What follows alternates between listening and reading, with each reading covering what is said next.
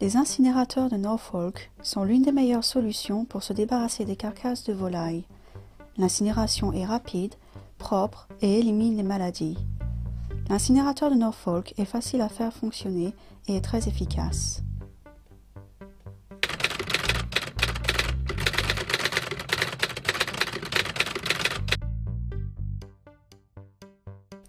Les règles de sécurité et de protection personnelle sont très importantes et certaines protections devront être portées à tout moment.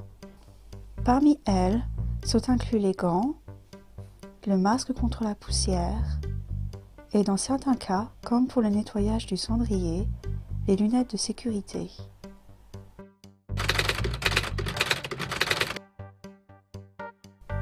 La construction de l'incinérateur de Norfolk est modulaire et l'assemblage est simple. L'incinérateur de Norfolk est fabriqué en 4 parties: la chambre principale, le cendrier, la chambre secondaire et la cheminée. Chaque incinérateur contient une plaque donnant la description du produit, le numéro du modèle, le numéro de série et la date de fabrication. Ces numéros devront être cités durant toute communication concernant l'incinérateur de Norfolk.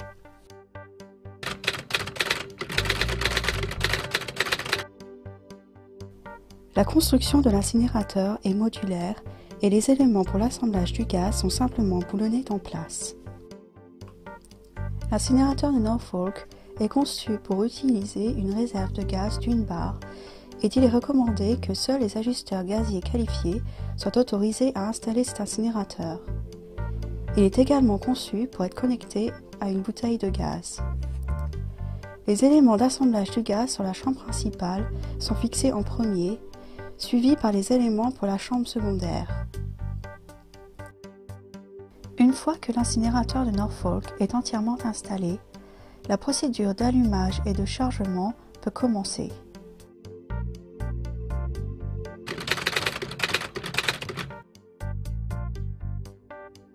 Assurez-vous de toujours bien suivre la même procédure, à commencer par s'assurer que l'incinérateur soit vide, que la grille soit propre et que le cendrier soit également vide. Assurez-vous que les briques soient intactes et qu'elles n'obstruent pas les brûleurs. Ouvrir entièrement la porte de la chambre principale avant d'attacher le régulateur à la réserve de gaz et de l'ouvrir. Toujours allumer les brûleurs du haut sur la chambre secondaire en premier. Tournez le levier de la valve de contrôle sur la valve du brûleur de la chambre secondaire en position ON. S'assurer que le thermocouple soit bien aligné près du brûleur.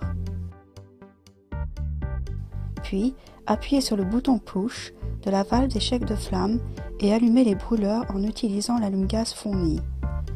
Maintenir le bouton Push pressé pendant environ 15 secondes après l'allumage. Si les brûleurs ne s'allument pas, arrêtez d'appuyer sur le bouton Push, sinon l'incinérateur se remplira de gaz. Répétez la procédure d'allumage et si les brûleurs ne s'allument toujours pas, fermez la réserve de gaz et consultez la section 7, problème à vérifier, dans le manuel écrit.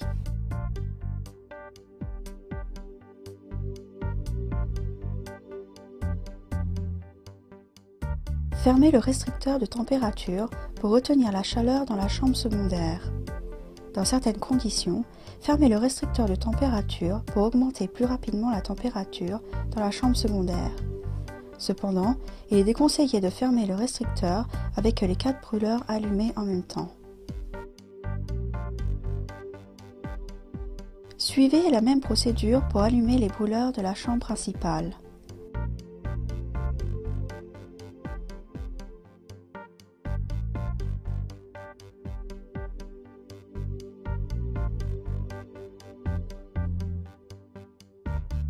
Une fois les brûleurs allumés, fermez la porte de la chambre principale. Avant de remplir l'incinérateur, assurez-vous que la température de la chambre secondaire soit de 850 degrés Celsius. Réglez à l'avance l'affichage de la température en centigrades et à 1 degré.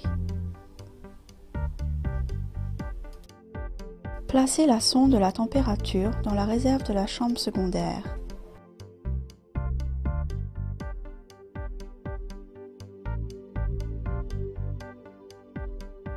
Attachez-la au thermomètre et notez la température. Le thermomètre contient une pile de 9 volts et est fourni avec l'incinérateur de Norfolk.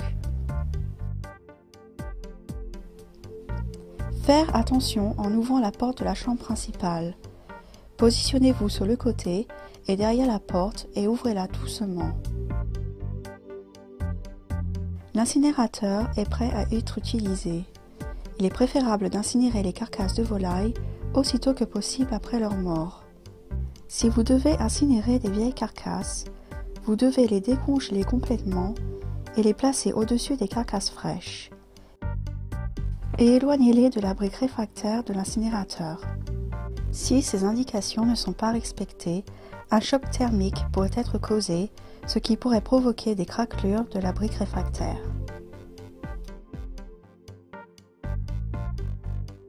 Il est important de savoir que l'incinérateur de Norfolk est conçu pour se débarrasser uniquement des carcasses de volailles. Aucune carcasse d'autres animaux ne devront être brûlées dans l'incinérateur. Aucune sorte de plastique et aucun matériel explosif ou récipient sous pression ne devront être placés dans l'incinérateur.